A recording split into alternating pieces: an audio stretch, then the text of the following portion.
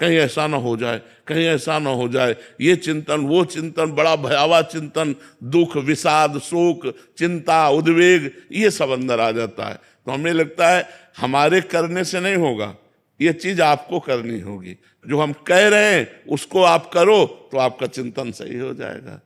अगर हमारे ऐसे देने से होता तो किसी को भजन के लिए नहीं कहते, भजन करके ऐसे दे देते, सबका मंगल हो जाता।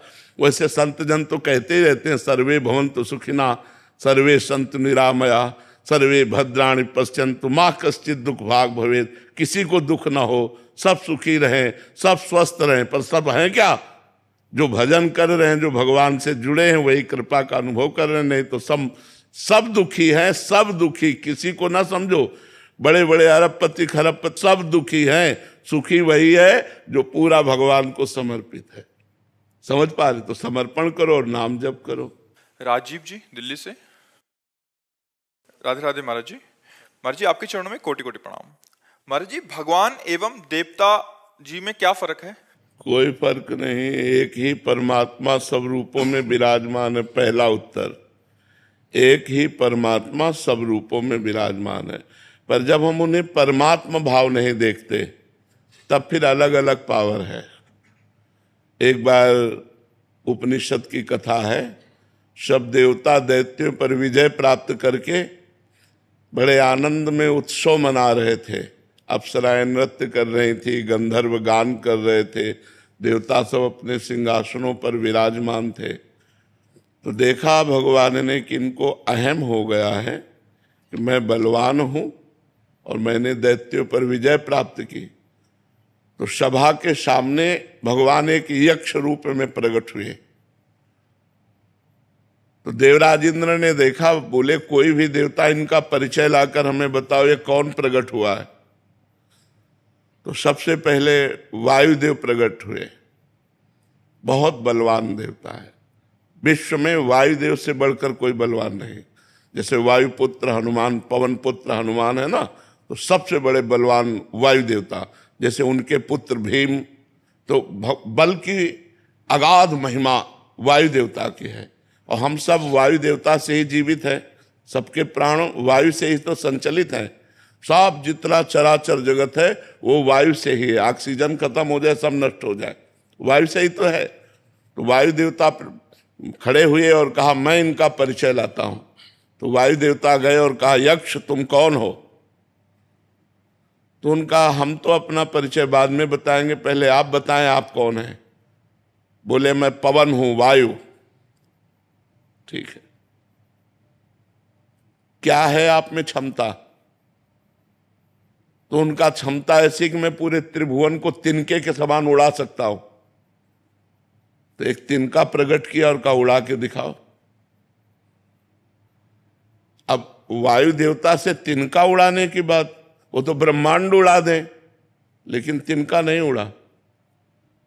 कहा पूरी ताकत लगाओ। वायु देवता पूरी ताकत लगा के हार गए, तिनका ऐसे से ऐसे नहीं कर पाए। आए और बैठ गए। देवराज इंद्र ने कहा कौन है? बोले असमर्थ रहा उनका परिचय प्राप्त करने में। दूसरा देवता अग्निदेव प्रकट, उनका मैं अभी परिचय लेकर आता हूं। उनके पास गए और कहा आप कौन हैं? तो उनका आप कौन हैं? तो उनका अनल, हुताशन, अग्नि, इन नामों से मेरा संबोधन होता है। बोले आपकी सामर्थ्य? बोले त्रिभुवन को उपले की तरह जलाकर भस्म कर सकता हूं।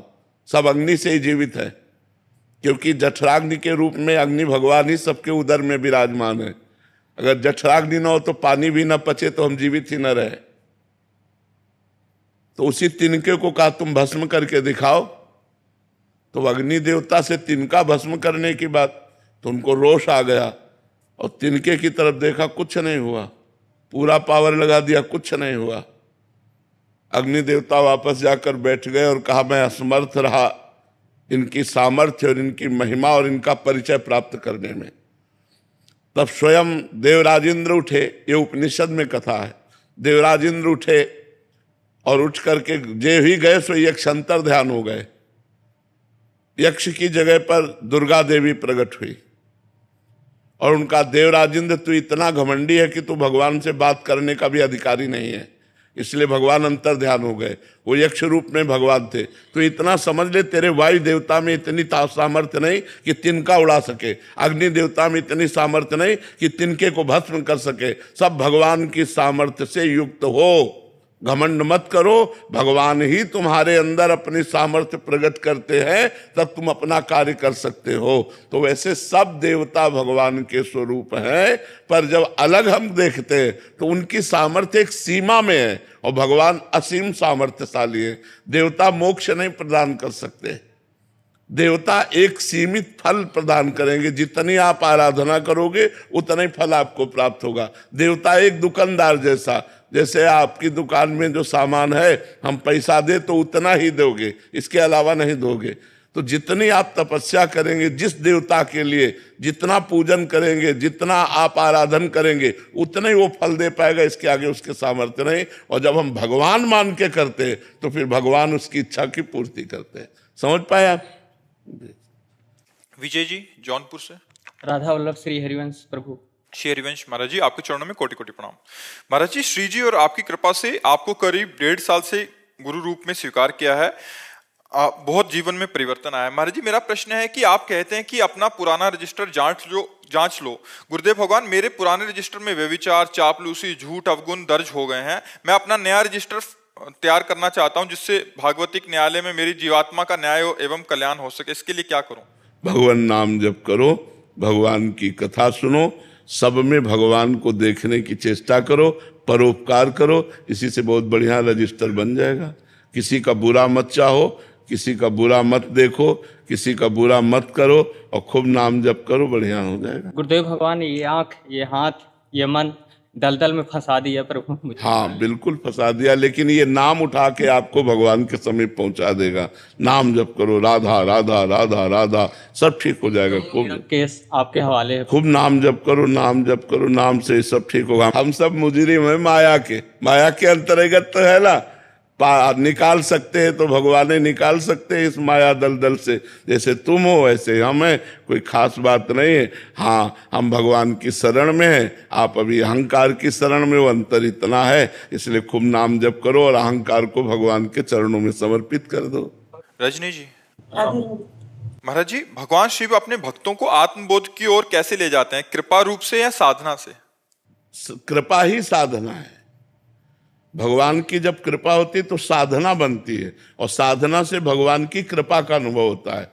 भगवान की कृपा है और साधना नहीं है तो आप भगवान की कृपा का अनुभव नहीं कर सकते। साधना ही भगवान की कृपा है। जब रात दिन उत्तम साधना बनने लगे तो समझो भगवान की बड़ी कृपा है।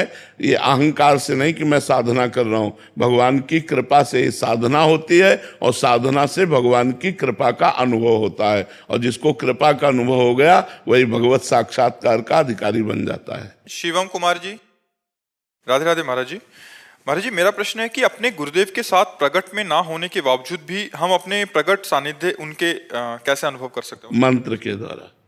जो गुरु मंत्र है, यदि हम उसे खूब जपें तो गुरु मंत्र की जगह ही गुरु जी प्रकाशित हो जाएंगे। महाराज जी, मैंने गुरु मंत्र तो नहीं लिया है, पर मैंने आपको गुरु रूप में वर्ण किया है, तो आप एक बार श्रीमुख से बोल दीजिए कि आप मेरे साथ हैं। तो हम तो राधा राधा कहते हैं, ये गुरु मंत्र नहीं है क्या?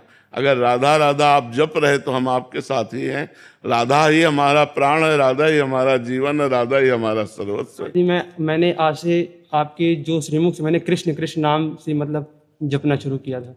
कृष्ण जपो, वही राधा है, वही कृष्ण है। कृष्ण कृष्ण जपो। राधा नाम हनुमान चालीसा के साथ भी जप सकते हैं। भगवान नाम कहीं भी जप सकते। कमलदीप जी। राधे राधे गुरु। राधे राधे महाराज जी। महाराज जी, मनुष्य अंदर से इतना बेचैन क्यों रहता है? सब कुछ होते हुए भी अशांत क्यों है? क्योंकि वो आनंद का अंश है, उसे आनंद चाहिए। और इस दुखालयम अशाश्वतम, दुख प्रदान करने वाले नाशवान संसार में आनंद कहीं है नहीं। वो खोजता है प्रतिकूल शरीरों में, जैसे पुरुष शरीर तो स्त्री शरीर में, स्त्री शरीर तो पुरुष शरीर में, वस्तुओं में, धन में, मकान में, पद में, प्रतिष्ठा में। लेकिन ये सब जिसको प्राप्त है वो भी आनंद में नहीं है, क्योंकि आनंद का अंश आनंद समुद्र में ही अवगाहन करने पर वो आनंदित हो सकता है, और वो हैं भगवान, सिर्फ भगवान।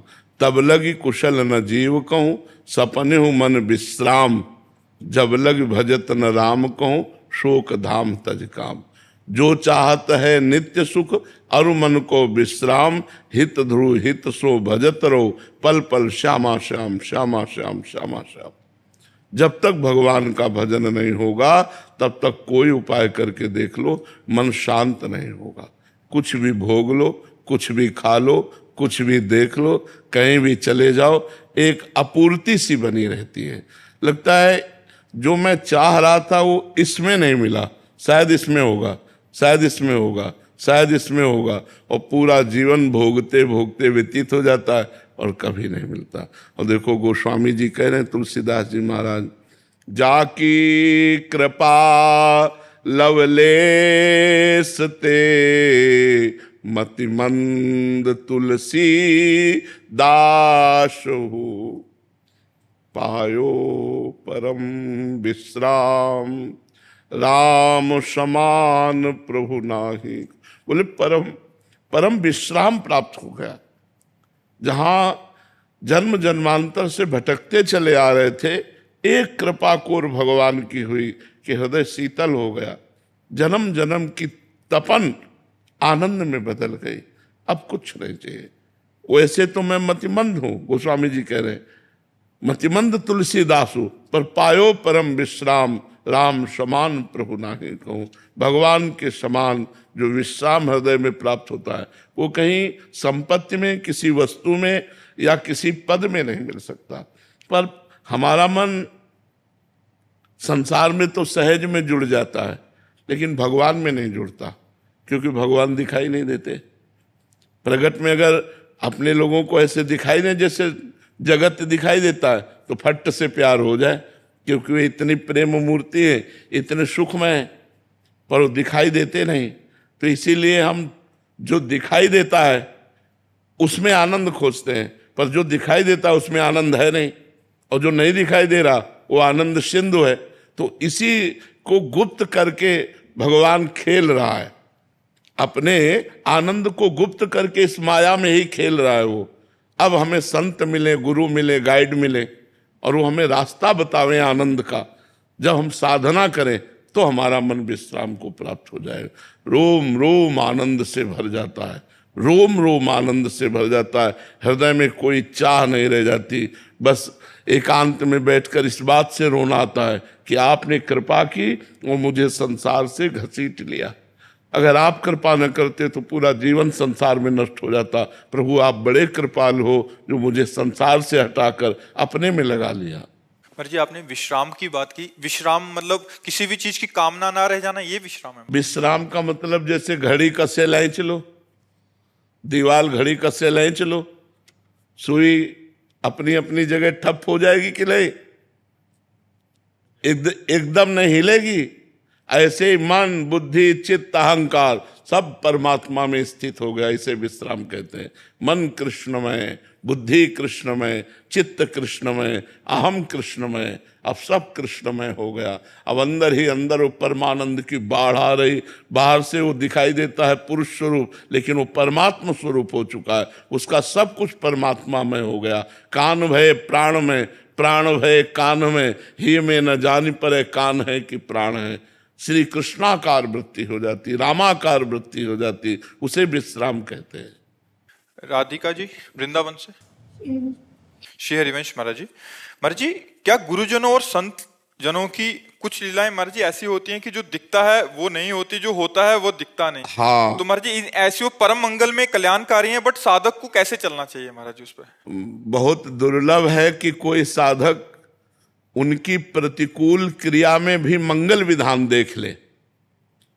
गुरु की प्रतिकूल क्रिया में मंगल विधान देख ले, नहीं तो कभी कभी गुरुजनों की क्रियाएं और आदेश ऐसे होते हैं जो लगता है कि ऐसा कैसे ऐसा आदेश कैसे कर दिया, ऐसा तो नहीं होना चाहिए था। अब जैसे शिवाजी गए समर्थ गुरु रामदास जी के पास दीक्षा लेने के लिए, तो उन्होंने कहा हमारा पेट बहुत दर्द कर रहा है आज, तो तो बोले गुरुजी राज वैद्य बुला देते हैं। बोले राज वैद्यों की जरूरत नहीं, सिंघनी का दूध पीते हैं तो पेट ठीक हो जाता है। जाओ जंगल में, बिना किसी गार्ड के, सैनिक के, अंगरक्षक के, बिना अस्त्र के सिंघनी का दूध ले आओ। अब सिंघनी कोई गाय है क्या? और सिंघनी का दूध स्वर्ण के पात्र में रुकता है। स्वर्ण का पात्र लो और सिंघनी का दूध लाओ। मतलब मरना है, सीधे मरना है। जंगल में खोजते रहे, देखा सिंह शावक उछल रहे तो समझा यहां सिंघनी नजदीक। जो सिंघनी ने देखा, दहाड़ मारी और शिवाजी के ऊपर सोई बीच में समर्थ गुरु रामदास जी प्रकट हो गए, से रोक दिया। बोले बस यही देखता था कि तन मन प्राण तू समर्पित किए कि नहीं। अब ये ऐसे कौन से होंगे जो तन मन प्राण इस तरह समर्पित कर दे। एक दिन श्री रामानंदाचार्य जी महाराज अपने शिष्यों की मंडली के साथ विचरण कर रहे थे, तो एक जंगल में रुके। तो वहां कुआं था, कुआं से पानी ठाकुर सेवा के लिए लाना था। तो जब पानी लाया गया तो उसमें गंध थी पत्तों की। एक डाल ऐसे जा रही थी कुआं के ऊपर, उसमें पत्ते गिर रहे थे, पत्तों के कारण वो पानी में सड़न थी। तो उनका अगर ये डाल काट दी जाए तो पानी स्वच्छ और पीने योग्य हो जाएगा। सब शिष्यों से कहा डाल इतनी ही काटो जितनी कुएं के पास है। तो उनका महाराज अगर डाल में चढ़ के गए तो इधर बैठना पड़ेगा, और वो डाल के नीचे सीधे कुआं है, और उतनी ही अगर काटी गई तो काटने वाला कुएं में चला जाएगा। बोले हमसे इतना मतलब नहीं। बोले आप आदेश करो तो पेड़ के पास से डाल काट दे। तो उन्होंने कहा नहीं, डाल केवल इतनी ही काटनी जो कुएं के ऊपर है। मतलब मरना है, जो शिष्य काटेगा वो मरेगा, कुएं में सीधे जाएगा कुल्हाड़ सहित। एक खड़े हुए, प्रणाम किया, गए, चढ़ करके आए और जिधर डाल थी उधर पकड़ करके काटा इधर से, क्योंकि इधर से ही काटते बनेगा। तो जे ही काटा सो मैं कुल्हाड़ सहित कुएं में चले गए। सब शिष्यों ने कहा गुरुजी तो मर जाएगा। बोले हमारा काम था कुएं से डाल हटानी, अब वो कट गई है, तुम डाल निकालो, लेकिन थोड़ी देर रुक जाओ। बोले गुरुजी थोड़ी देर रुक जाएंगे तो मर जाएगा। बोले नहीं, अब थोड़ी देर रुक जाओ। अब सब शांत बैठे। थोड़ी देर में नमो नमः नमो नमः जय हो की आवाज आने लगी, और देखा भगवान के पार्षद उन शिष्य को ऊपर छोड़ गए। वो गुरुजी के चरणों में प्रणाम किया। बोले कहो क्या हाल चाल है? बोले गुरुजी जे ही कुएं में गिरे ते भगवान राम जी के पार्षद आए और हमें साकेत धाम ले गए और वहां दर्शन कराया सिया राम जी के, और ये प्रसाद दिया है आपको। अब सब शिष्य लालायित हो गए। तो अब उनमें एक ही खड़ा हुआ था प्राण देने वाला। तो कई गुरु की ऐसी आज्ञाएं होती हैं जो हमारी समझ के परे होती है, पर उनमें भगवान का मंगल विधान होता है। पर हम अगर मान लें तो बात है। हमें गुरु में साक्षात भगवान बुद्धि रखनी है, और भगवान बुद्धि से हमारा परम कल्याण हो जाएगा। अगर भगवत बुद्धि रखे तो पार हो गए, पक्का पार हो गए। अनुराधा जी। श्री हरिवंश महाराज जी। गुरुदेव, जैसे समय बीत रहा है, समाज में अशांति, गृह युद्ध जैसी स्थिति बनती जा रही है। देश विदेश में बढ़ते तनाव और अपराध को देखते हुए क्या एक ग्रस्त साधक को अपने परिवार की आत्मरक्षा के लिए प्रयास करना चाहिए? क्या उन्हें अपने बच्चों को आत्मरक्षा की शिक्षा देनी चाहिए? क्या साधक को इस ओर? क्या आत्मरक्षा भगवान के बिना आप कर सकते हैं? एक विचार करो, हमारा दिल ही फेल हो जाए एक सेकंड में को किसी कार्यवशात, तो हमारी सच्ची आत्मरक्षा भगवान से होगी। तो हमें चाहिए कि बच्चों को भी भगवान नाम जपना सिखाना चाहिए, भगवान की पूजा सिखानी चाहिए, गंदे आचरणों से बचना सिखाना चाहिए, संत और भगवंत की श्रद्धा उत्पन्न करनी चाहिए। अगर ऐसा हुआ तो आत्मरक्षा करने वाले बन जाएंगे, क्योंकि मुझे भगवान के सिवा और कोई आत्मरक्षा करने वाला नहीं। तो हमें लगता है कि आत्मरक्षा करने वाले भगवान ही है, दूसरा कोई नहीं है जो हमारी रक्षा कर सके। हमें ऐसा दिखाई देता है। आपको अगर कोई पॉइंट दिखाई देते हो तो बताओ। हमें तो सब पॉइंट रद्द नजर आते हैं, एक ही पॉइंट नजर आता है कि वो बचाना चाहे तो कहीं से भी बचा सकता है, और वो ना बचाना चाहे तो तुम कहीं भी मर सकते हो, कहीं भी फंस सकते हो, कहीं भी आपकी दुर्गति हो सकती है। भगवान भगवान सिर्फ भगवान बचा सकते हैं। अभिषेक शर्मा जी गाजियाबाद से। राधे राधे। राधे राधे महाराज जी। महाराज जी, बार बार मन सांसारिक जीवन से विरक्त होने की तरफ दौड़ रहा है, बट पारिवारिक मोह के कारण छोड़ भी नहीं पा रहा। और नहीं, आध्यात्मिक- संसार से विरक्त होकर जाओगे कहाँ में, ये बता दो। कहाँ जाओगे? हम विरक्त हुए तो तुम्हारे बीच में तो आए। भागना कहीं नहीं है, अपने कर्मों का सुधार कर लेना है, कहीं भाग के नहीं जाना है। आज समय नहीं है कि आप विरक्त होकर घूम सको, मार डाले जाओगे। कहाँ एकांत, हमें जगह बता दो। एकांत कहाँ है? कहाँ कंदमूल फल है? एक बेर भी लेना है तो पैसा है। कहाँ पानी है? नदियों का पी नहीं सकते, कुआं रह नहीं गया, हैंड पैप सूख गए, पानी कहाँ पियोगे? तो कर्म करना पड़ेगा सबको।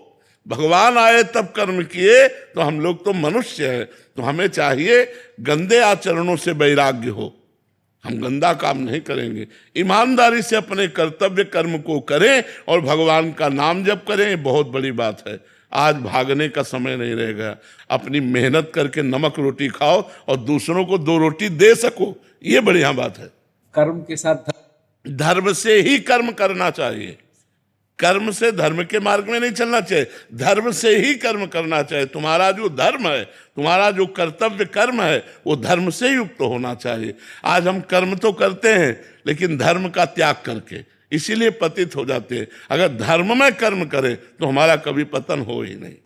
गुरुजी, कर्म करते करते वो धर्म से पीछे हट जाता है। वही तो बात है। जैसे काम करते हैं, काम करते करते झूठ बोलते हैं। हाँ, बिल्कुल बिल्कुल। घूस ले लिया, बेईमानी कर दी, निर्दोष को दंड दे दिया, दोषी को छोड़ दिया, ये सब अधर्म है। अगर हम धर्म पूर्वक कर्म करें तो हमारा कर्म ही पूजा है। हाँ, वैसे हमें लगता है ईमानदारी से क्यों धंधा नहीं चल सकता? भाई, ये कपड़ा जैसे आप बेचते हैं, 100 का लाए हैं तो पता है आप मुनाफा ले रहे हैं, आप 150 रुपया बोलिए, पर ये मत बोलिए कि कसम से कह रहा हूं ये 150 का हम लाए हैं, ये मत बोलिए। नहीं, लोग कहने लगते ना तो ये बात मत कहो। आप 150 का बेच रहे हो, पक्की बात है, क्योंकि अगला आदमी जानता है ये दुकान मकान परिवार सब इसी से चल रहा है, तो मुनाफा जरूर लेगा, तो उसमें ज्यादा झूठ बोलने की जरूरत नहीं है। महाराज जी, मैं जीवन में ये प्रयास करता हूँ कि धर्म का पालन करूं, लेकिन अगर कोई व्यक्ति हमारे साथ अधर्म करके, छल करके कोई करे, तो क्या हमें उसका जवाब देना चाहिए उसी तरीके से या शांत? नहीं, उस तरीके से नहीं देना चाहिए, अपने धर्म से जवाब देना चाहिए। अपने धर्म से जवाब देना। जैसे आप छल कर रहे हो हमारे साथ, हमें पता है, तो हम आपसे बोलेंगे कि देखो आप हमारे मित्र हो, लेकिन आप हमारे साथ ये छल कर रहे हो, या आप प्रमाणित करो ये छल नहीं है, और आप छल कर रहे हो, मैं तुम्हें क्षमा करता हूं, लेकिन भगवान तुम्हें क्षमा नहीं करेंगे। जाओ, मैं तुम्हें क्षमा करता हूं, हमारा धर्म है क्षमा करना, मैं क्षमा करता हूं, लेकिन मैं तुम्हें बता दे रहा हूं कि ये जो कर्म तुम कर रहे हो ये छल युक्त है, इसका फल अधर्म है और अधर्म का फल दंड है। तो हमें कोई इसमें दिक्कत की बात नहीं है। सत्य से चलना थोड़ा कठिन है, पर चला जा सकता है। परंतु महाराज जी, आजकल देखा जाता है कि समाज में जो अधर्म के काम कर रहे हैं वो ही ज्यादा सुखी दिखते हैं। कब तक हमें इसका उत्तर दो? क्या आपको पता है अधर्म करने वाला 4 दिन हाइलोजन की तरह चमकता फिर फ्यूज हो जाता है, और धर्म से चलने वाला दीपक की तरह जलता है, लेकिन कुल परंपरा तक जलता रहता है। तो हाइलोजन की तरह जलना पसंद करोगे या दीपक की तरह? लेकिन ज्यादातर तो लोग आजकल हेलोजन की तरह ही जलना पसंद। तो फिर जल जाते हैं ना। वो जीवन अच्छा कि अपनी साइकिल से चल के जी ले, वो अच्छा।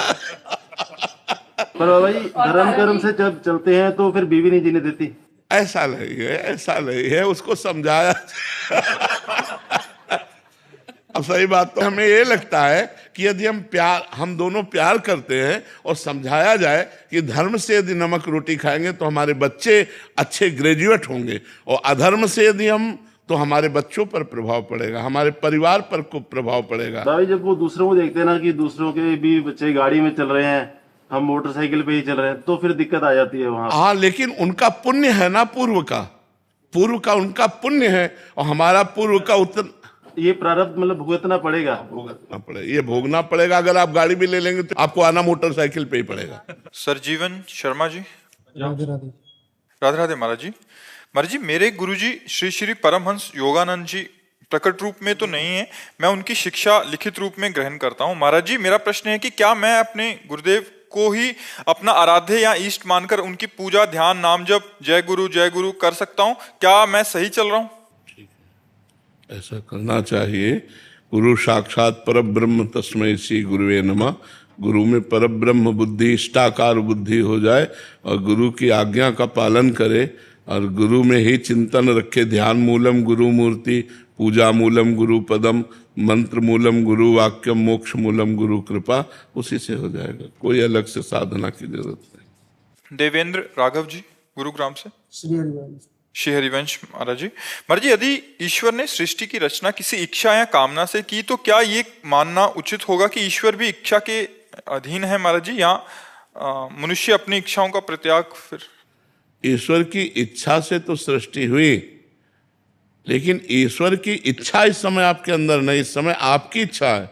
अगर अपनी इच्छा को ईश्वर की इच्छा में मिला दें तो आप महापुरुष हो गए। आप अपनी इच्छा को मिटा दें तो वही तो नहीं हो पा रहा है। हम अपनी इच्छा को ईश्वर की इच्छा में नहीं मिला पा रहे हैं। हम अपनी इच्छाएं अलग से रख लिए और 3 गुणों की माया की रचना है, जिसमें एक राक्षसी प्रवृत्ति है तमोगुण, एक घोर प्रवृत्ति अशांत प्रवृत्ति है रजोगुण, और एक शांत प्रवृत्ति है सतोगुण। इन्हीं में विचरण करता रहता है पूरा संसार। कोई त्रिगुणातीत होकर अपनी इच्छाओं को भगवान में समर्पित करके, जाहि न चाही कबहु कछु, तुम सन सहज स्नेह बसहो निरंतर तासुर, सो राउर निजगे। जिसने इच्छाओं को मिटा दिया वो भगवान को प्राप्त हो गया, फिर भगवत स्वरूप हो गया। भगवान की इच्छा से ही जगत रचा है, लेकिन इसमें जो जगत में इच्छाएं हम कर रहे हैं वही हमारे बंधन का कारण है। इच्छा रहित तो हो जाना ही बंधन मुक्त हो जाना है। इच्छाएं ही बंधन है। देखो, इसमें भगवान इच्छा कर रहे हैं कि आप कर रहे हो? आप इच्छा कर रहे हो। आप इच्छा छोड़ दो, इच्छा रहित हो जाओ, तो आप देखोगे भगवत स्वरूप आनंद आपके अंदर आ गया। इच्छाएं मिटाने के लिए तो साधना की जाती है। जाहि न चाहिए कबहु कछु, कभी कुछ नहीं चाहिए, कोई इच्छा नहीं। सकल कामनाहीन जे राम भगति रसलीन, जो सारी कामनाओं को छोड़ देते वो भगवान के प्रेम रस में लीन हो जाते हैं। कामनाएं ही तो हमें जगत में फंसाए हैं। कुछ कामनाएं पाप करवा रहे हैं, कुछ कामनाएं पुण्य करवा रहे हैं। तो बार बार लोकांतर में पुनरपि जननम पुनरपि मरणम पुनरपि जननी जठरे शयनम, यही खेल हो रहा है। इच्छाओं का त्याग कर दो, अभी भगवत प्राप्ति का अनुभव हो जाएगा। समझ पा रहे हैं आप? सार्थक सिंह जी लखनऊ से। महाराज जी, कुछ भी करते हैं तो अगर असफलता मिलती है तो मन घबरा जाता है, निराशा होती है। असफलता पूर्व जन्म के प्रारब्ध कर्म के अनुसार मिलती है। जैसे हम बहुत पढ़े लिखे लेकिन हमें नौकरी नहीं मिल रही, लाखों रुपया लगा रहे लेकिन व्यापार में सफलता नहीं मिल रही, क्योंकि आपको दुख भोगना है। आपने ऐसे कर्म किए हैं कि उनके परिणाम में आपको दुख भोगना है, इसलिए असफलता, इस असफलता में भी हम सफलता खोज लें, ये आध्यात्मिक ज्ञान है। अगर आध्यात्मिक ज्ञान नहीं है तो फिर लाभ नहीं मिल पाएगा। असफलता में भी सफलता, जैसे दोनों किडनी फेल हैं, परेशानियां हैं, लेकिन कोई परेशानी नहीं। भगवान की कृपा से जो होना चाहिए वो हो रहा है, बस आनंद है। क्यों? क्योंकि आनंद स्वरूप भगवान से हम जुड़े हुए हैं। अगर आप जुड़ो तो असफलता भी सफलता में बदल जाएगी। वो भगवान कर्तुम अकर्तुम अन्यथा कर्तुम सर्व समर्थ ईश्वर है। देखो, सुदामा जी का प्रारब्ध 3-3 4-4 दिन भोजन नहीं मिलता था, और श्री कृष्ण की कृपा सुदामापुरी बना दी। तो कृपा और प्रारब्ध, इनमें अंतर है। प्रारब्ध से तो हम असफल हो जाएंगे, लेकिन कृपा हमें सफलता प्रदान करेगी। इसलिए हमें नाम जप करना चाहिए, अच्छे आचरण करना चाहिए और परोपकार करना चाहिए, दूसरे जीवों को सुख प्रदान करना चाहिए। इससे बहुत जल्दी भगवान की कृपा हमारे ऊपर हो जाएगी और हम मंगलमय सफलता को प्राप्त हो जाएंगे। श्री राम द्विवेदी जी। श्री हरिवंश महाराज जी, क्या कभी भी किसी भी भगवान का चिंतन हो, किसी भी प्रकार का, जैसे भगवान के भजन होते हैं या कीर्तन माना जाएगा? महाराज जी ये कह रहे हैं कि हनुमान जी, मारुति जी, जय माता दी, जय सिया राम, राधा कृष्ण, ये सब नाम के अंतर्गत आते हैं। ये प्रारंभिक बातें हैं, प्रारंभिक बातें। और भजन का स्वरूप तो यह है कि एक नाम पकड़ लिया और 6 घंटे उसी पे आए। राम पकड़ लिया तो राम राम राम राम राम राम 6 घंटे राम जपे, तब जाके नशा चढ़ता है, प्रारब्ध भंग होते हैं, पापों का नाश होता है। ये प्रारंभिक है कि जब जो मन आया सो पाठ कर लिया, जब जो मन आया सो नाम जप कर लिया। लेकिन आगे अगर बढ़ना है तो किसी एक नाम को लेकर 5-6 घंटे 8 घंटे उठते बैठते चलते फिरते कार्य करते हुए एकाग्रता पूर्वक जपिए, धीरे धीरे 24 घंटे लाइए, फिर आप देखिए चमत्कार नाम का। कृष्णा मित्तल जी अलीगढ़ से। राधे राधे। राधे राधे महाराज जी। महाराज जी, मैं नाम जप करता हूँ पर रातों में रोता हूँ क्योंकि भगवान इतनी परीक्षाएं लेते हैं कि मैं हार मान लेता हूँ। भगवान सुनते ही नहीं है महाराज जी। नहीं, ऐसी बात नहीं, भगवान सुन रहे हैं पर हमारे पाप कर्म हैं उनको भुगता रहे हैं। अवश्य में वो भोक्तव्यम कृतम कर्म शुभाशुभम। सुन तो रहे हैं यार, हृदय में बैठे सुन रहे हैं, पर सुनकर भी अनसुनी कर रहे हैं क्योंकि आपने उनकी बात नहीं सुनी, शास्त्र आज्ञा नहीं मानी और मनमानी पापाचरण किए। तो अब वो तुम्हारी सुन रहे हैं पर सुन के भी अनसुनी कर रहे हैं कि भोग लो, पवित्र हो जाओ। अपने जो कर्म किया है अवश्य में वो भोक्तव्यम कृतम कर्म शुभाशुभम, भोगना पड़ेगा, सबको भोगना पड़ता है, बड़े बड़े संतों को भोगना पड़ता है। इसलिए होश से कर्म करो, कहीं कोई पाप कर्म न बन जाए जिसका परिणाम हमें दुख भोगना पड़े। सावधानी से कर्म करो। मनुष्य जीवन बहुत सावधानी के लिए मिला है, मनमानी आचरण करने के लिए नहीं मिला। शास्त्र से प्रमाणित कर्म करोगे तो सदैव सुखी रहोगे, आनंदित रहोगे। शास्त्र विरुद्ध कर्म करोगे तो दुखी रहोगे, शोकित रहोगे। महाराज जी, क्या गलत तरीके से कमाए हुए पैसे से अगर हम सर्वनाश, परिवार बच्चे सब बिगड़ जाएंगे, अशांति पैदा हो जाएगी, परिणाम में सब नष्ट हो जाएगा। इसलिए होश में रहो, धर्म से कमाओ, नमक रोटी खाओ, चैन से जियो। अधर्म से कमाओगे, रबड़ी खाओगे, आंतें फट जाएंगी आज नहीं तो कल, पक्का समझ लो। इसलिए अधर्म के पैसे से बचो, शॉर्टकट में करोड़पति बनने की कोशिश मत करो। मेहनत से कमाओ, और मेहनत से कमाई से अगर साइकिल से भी चलोगे तो तुम्हारी रौब है, शान है, तुम घर में जाओगे चैन से व्यवहार होगा।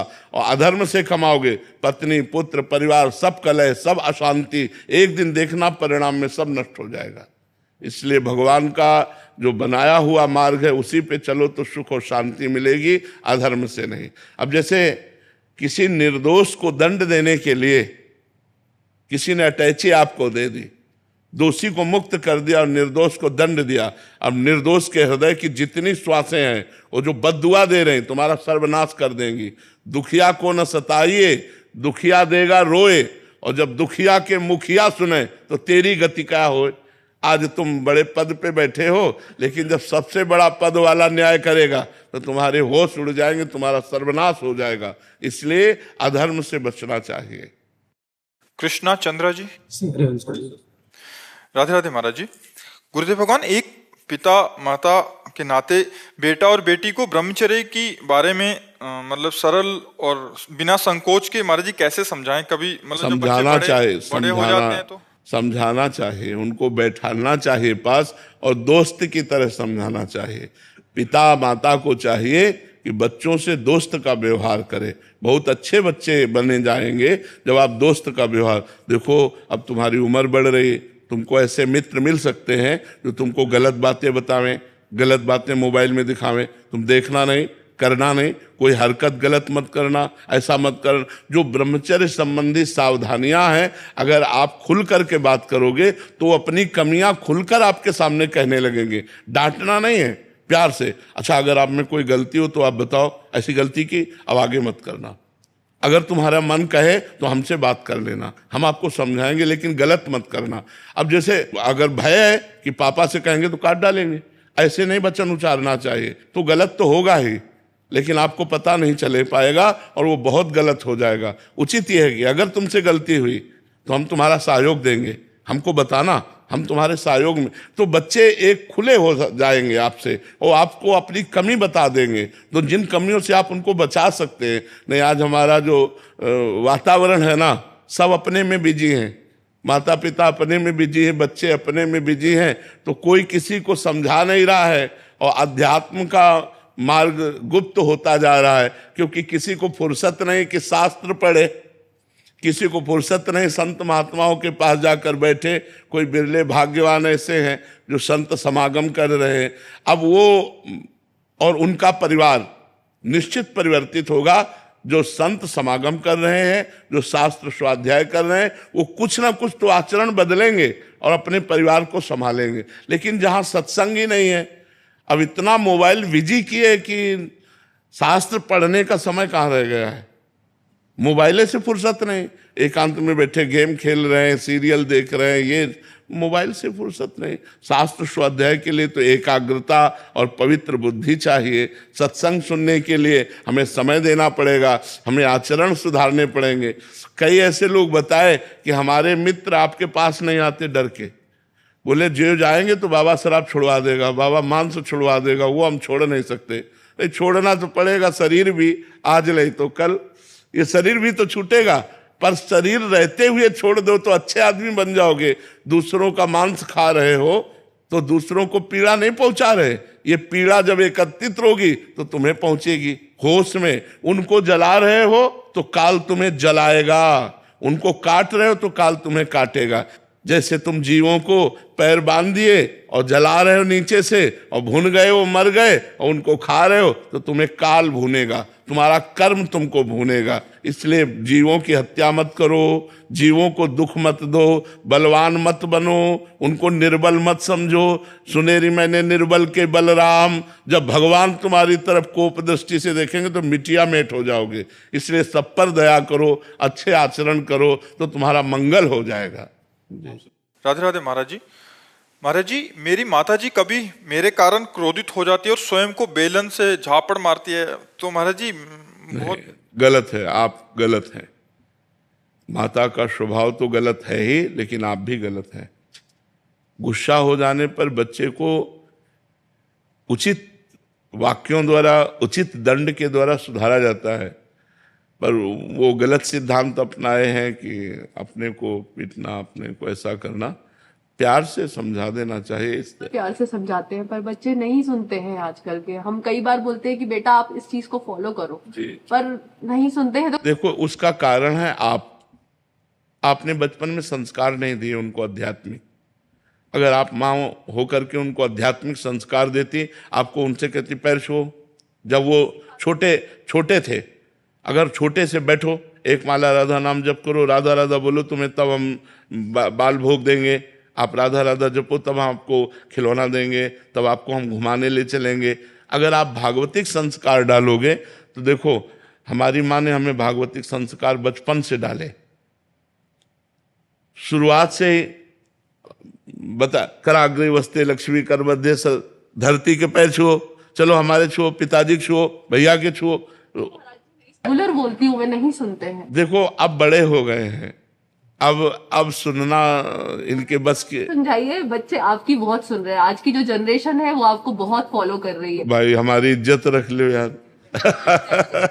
हमारी इज्जत रख लो कि अपने माता पिता के रोज चरण छुओ और माता पिता की आज्ञा का पालन करो। और आपको चाहिए कि आप इनकी माता जी हैं, आपको चाहिए कि इस तरह का व्यवहार ना करें। माता जी, अब बच्चों को मार भी नहीं सकते हैं, तो मैं अपने आप को हाथ नहीं, ऐसा उचित नहीं है। नहीं सुनते हैं महाराज। हाँ, अगर वो नहीं सुनते तो भगवान से प्रार्थना कीजिए कि उनको सद्बुद्धि दें, और नाम जप कीजिए और इनको दीजिए। जी बिल्कुल सिखा रही हूँ। नाम जप कीजिए और इनको दीजिए कि भगवान, मैं 1000 नाम जप करके अपने बालक को देती हूँ, उसकी बुद्धि शुद्ध हो। इस तरह के व्यवहार से, जैसे क्रोध का व्यवहार आप करते हैं ना, इस तरह के व्यवहार से माहौल बिगड़ जाएगा। नहीं महाराज जी, मैं नहीं चाहती हूँ करना, मैं बिल्कुल नहीं चाहती हूँ। मैं अभी आपके पास 3 साल से आ रही हूँ, मैंने अपने आप को बहुत शांत किया है इन बच्चों के लिए ही। मैं देखो, वो कह रहा है, मैं खा जाऊंगा, मुझे दिक्कत नहीं है मम्मा को। हाँ, वो ये कह रहे हैं। देखो, वो कह रहा है कि जी मुझे दर्द होता है अगर मैं इनको मारती हूँ तो। हाँ, तो तुम्हें जब मारती हो अपने को तो इसको दर्द होता है।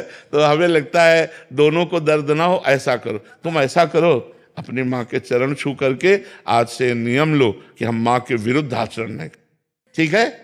और हमारी इज्जत रख लो। कह रहे हैं आज के 9 लड़के आपकी बात मानते, तो हमारी बात मान जाओ यार, हमारी बात मान जाओ, तो तुम्हारी दोस्ती हो जाएगी, ठीक है? दोस्ती मंजूर है? तो माता के रोज पैर छूना, और जब जो कहे उसे मानने की कोशिश करो। गलत वो कहेगी नहीं, माँ है, वो आपकी उन्नति चाहेगी। जिसमें उसको लग रहा है कि हमारा बालक पतित हो सकता है, उस बात को रोकेगी। वो वही चाहेगी जिसमें आप प्रकाशित हो, समाज में उन्नतशील हो, आप सुखी रहें। हमें लगता है कोई माँ ऐसा नहीं चाहती हमारा बालक गिरे, गंदे मार्ग में जाए या वो दुख पावे, समझ रहे ना। तो अपने माता पिता की बात माननी चाहिए, चाहे बच्ची हो चाहे बच्चा हो, और माता पिता को सुख देना चाहिए। हमें एक बात तुम्हारी अच्छी लगी कि माँ अपने को मारती तो तुम्हें दुख होता है, इसका मतलब तुम्हें माँ से प्यार है। अगर प्यार ना होता तो अपने को पीटती, हमें तो नहीं पीटती, हम निकल जाए, लेकिन तुम्हें दुख होता है, बहुत अच्छी बात है। अब ऐसे आचरण करो कि माँ अपने को ना पीटे।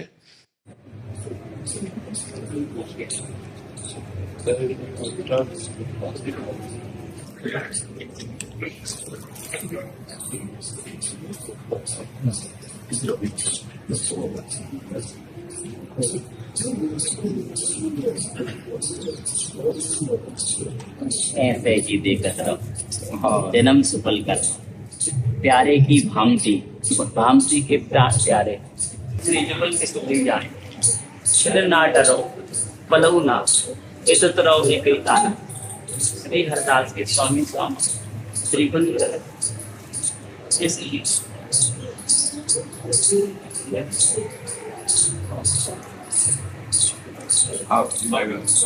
आपका अधिकार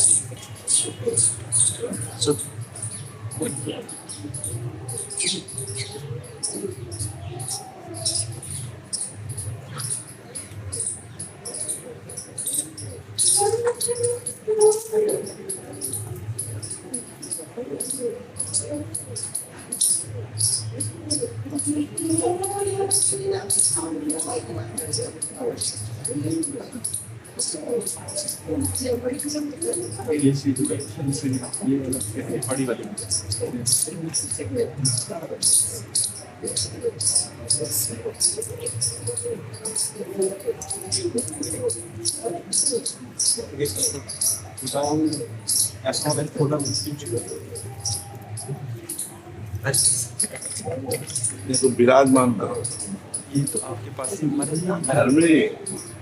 घर में बुजुर्गों की सेवा है पहले से।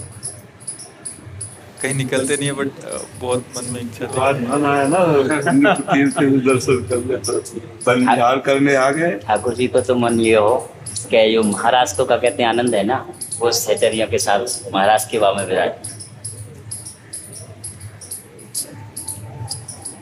इनका तो बहुत मन था आपसे मिलने का, लेकिन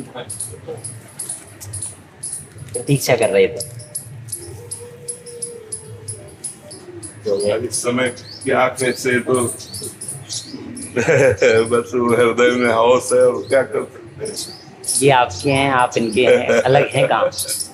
हमने तो क्या कहते हैं सहचरी अब इन्हें बुजुर्गों से सुना है, और आपके स्वरूप में तो हम सहचरियों के दर्शन करवा रहे हैं, ये हमारा परम सौभाग्य है।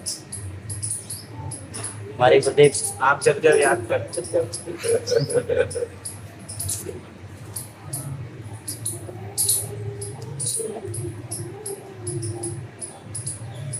कुंजनी का है दत्ता प्रसाद ये राधा वल्लभ, ये बांके बिहारी, हाँ स्वामी जी की कुंज में गए तो कुंज बिहारी हो गए, और हरिवंश महाप्रभु के कुंज में आए तो राधा वल्लभ जी हो गए। अपनी सखियों के कुंज में जब जाते हैं वो ऐसे श्रृंगार करते, अपना नाम दे देते। श्री के निकुंज आए तो निकुंज बिहारी, निकुंज आए निकुंज बिहारी हो। बहुत ये तो सब क्या कहते हैं आप तो।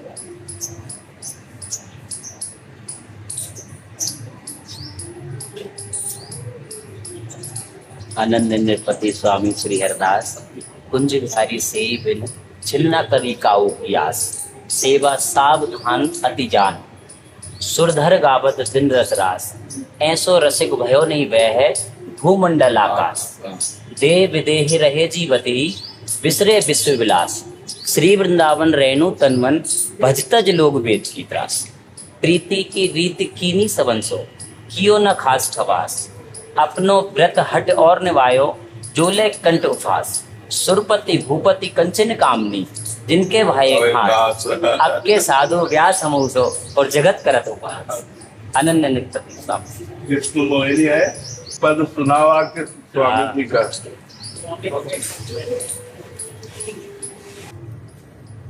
यह कौन बात जो अब ही और अब ही और अब ही और यह कौन बात जो अब ही और अब ही और अब ही और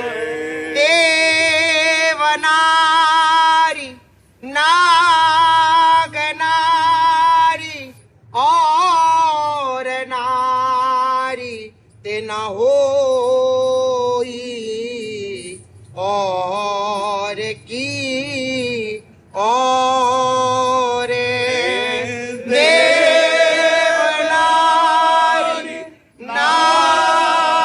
नागनारी और नारी ते ना होई और की और यह कौन बात जो अब ही और अब ही और अब ही और यह कौन बात जो अब ही और अब ही और अब ही और पाछे न सुनी अब हूँ आगे हूँ न हुए पाछे न सुनी अब हूँ आगे न हुए यह गति अद्भुत रूप की और की और यह गति अद्भुत रूप की और की और श्री हरिदास के स्वामी श्यामा कुंज बिहारी यार सही बस भये यह भई और की और श्री हरिदास के स्वामी श्यामा कुंज बिहारी यार सही बस भये यह भई और की और यह कौन बात जो अब ही और अब ही और अब ही और यह कौन बात जो अब ही और अब ही और अब ही और जब जब देखो तेरो मुख तब तब नयो नयो लागत प्यारी जो जब जब देखो तेरो मुख तब तब नयो ऐसो भ्रम होत मैं कबहू देखी नारी दुति को दुति लेखनी न कागत ऐसो भ्रम हो मैं कबहू देखी नारी दुति को दुति लेखनी न कागत प्यारी जू जब जब देखो तेरो मुख तब तब नयो नयो लागत प्यारी जू जब जब देखो तेरो मुख तब तब नयो नयो लागत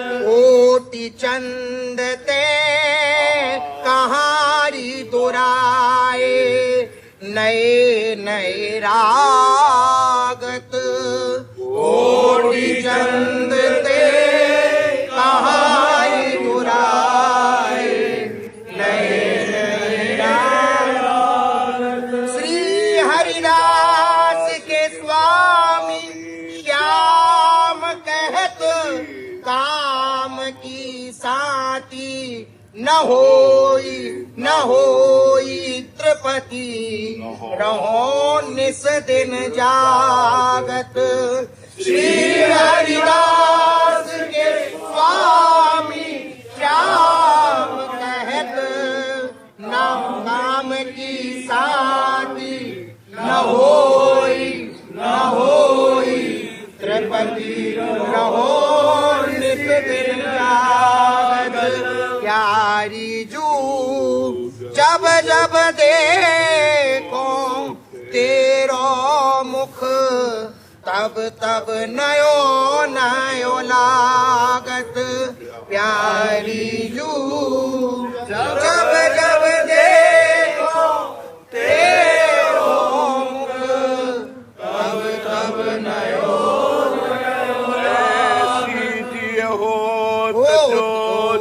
सो जिय मिले तन सो तन समाए ले तो देखो कहा हो प्यारी।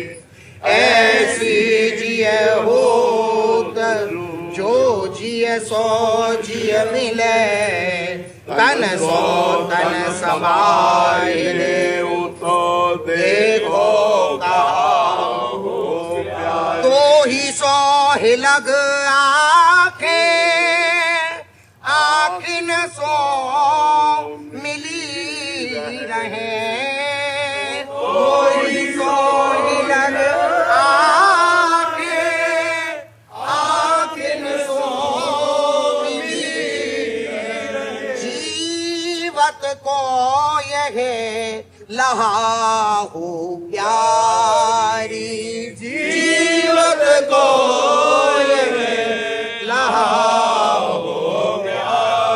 ऐसी जिए होत जो जिए सो जिए मिले तन सो तन समाए ले तो देखो कहा हो प्यारी।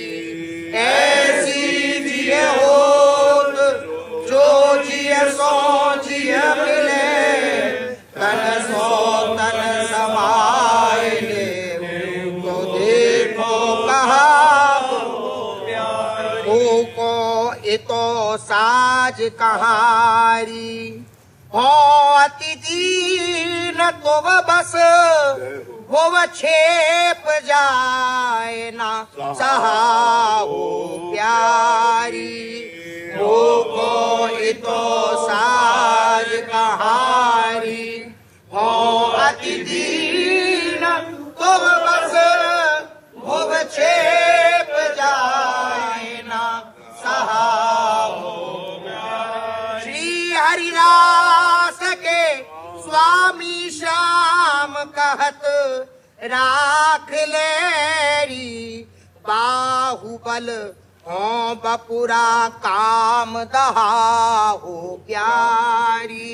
श्री हरिदास के स्वामी श्याम कहत राख लेरी बाहुबल हो बपुरा काम दहा हो प्यारी। ऐसी जिए होत जो जिए सो जिए मिले तन सो तन समाए लेहु तो देखो कहा हो प्यारी। ऐसी जिए होत जो जिए सो जिए मिले तन सो तन समाए लेहु तो देखो कहा हो प्यारी।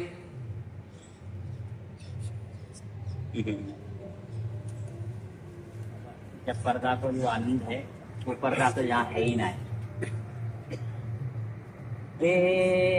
दरस बाके बिहारी